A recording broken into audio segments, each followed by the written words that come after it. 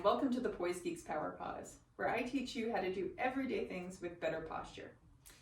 So today's topic is picking things up, particularly maybe a medium, larger size object off the floor, or really you can apply this anytime you have to bend down and get up. So I'm going to start with something that people hear a lot that sometimes gets misapplied in terms of bending, standing while picking up an object, especially something heavy. We'll often hear use your legs or stick your butt out. So I'm not saying those are wrong, and actually I think they are helpful, but it depends on how we interpret them when we do them. So sometimes we hear a physical cue and we think we're doing that, but we might actually be doing something else. So I'm actually going to start with the second one I said, which is stick your butt out. So when most people hear that, they do something like this, and they arch their back. So they go pick up the thing, and then they think they're doing the cue, and they arch their back, and that actually puts a lot of compression and strain in the lower back. So then as they're picking it up, they tend to do that more, and as you might see, I'm exaggerating this a bit, I'm like leaning back into that area and tightening there. And so then you've got the weight of the object and that pressure into that lower back area. So I want to talk about a different way to stick your butt out so that you're actually protecting your back when you bend over to pick something up. So this will involve figuring out where your hip joints are. So a lot of the time when I ask people where are your hip joints, they say here, like up where somebody might put their hands on their hips, colloquially. But actually the hip joints are quite a bit below. So if my waist is here, which is the top of my pelvis where I might put my hands, my hip joint, that crease where my leg bends, like if you march in place, is quite a bit lower actually. And that's where you want to bend when you're picking something up. And a little cue that I think is really helpful is instead of stick your butt out, which might make you kind of lift your tailbone and arch your back, imagine you're closing something with your bottom.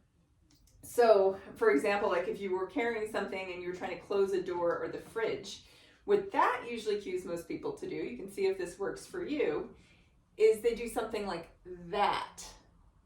So it's almost like the lower part of the pelvis, way down here, like the part you sit on, that's what's going back. So you think of that sort of closing the door with your bottom, and then you really get that nice bend at the hip joints without that arching here.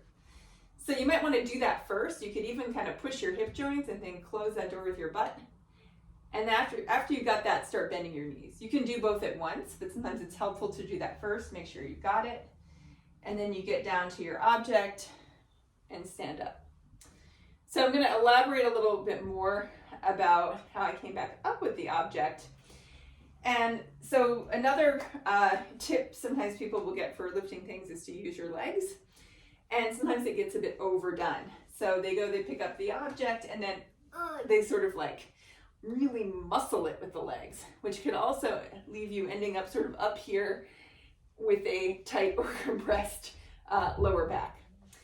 So instead of pushing with the legs, we're going to take that use the legs cue as unbend your legs. So really think about where your joints are and just think of unbending them. It doesn't have to be a sort of really forceful movement. And another tip for that is to really think of the unbending the legs, the effort for that coming from the floor. So you can almost imagine like you're pushing away from the floor as you're picking up the object. So I'm going to go through that again. I'm going to bend like I did before. I'm imagining like I'm closing a door sort of with the bottom of my butt, like that, and then letting my knees bend. Then I've got my object, and as I stand up, I'm really going to focus on, where are those hip joints and where are my knee joints? And I'm actually just going to think in my mind that I'm starting to straighten my knees slightly before my hips.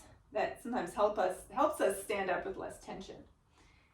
And I'm pushing away from the floor as I'm doing that. Not hard, just thinking that my legs start all the way down there, my feet start all the way down there, so I'm using all of them, and I'm getting that effort from pushing away from the floor rather than from lifting up with my upper body, which also causes that problem problematic arching and sometimes tension with the shoulders. So I'm going to go over the whole thing again. You can practice this with me. So I'm thinking of closing the door with my bottom, lower part of my pelvis going back, knees bending.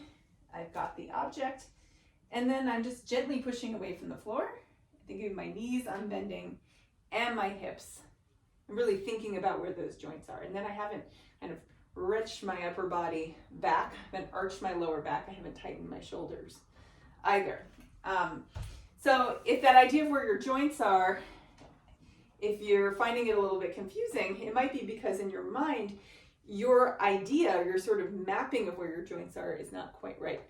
So sometimes people imagine like their hips are higher than they are, their hip joints, like I said before.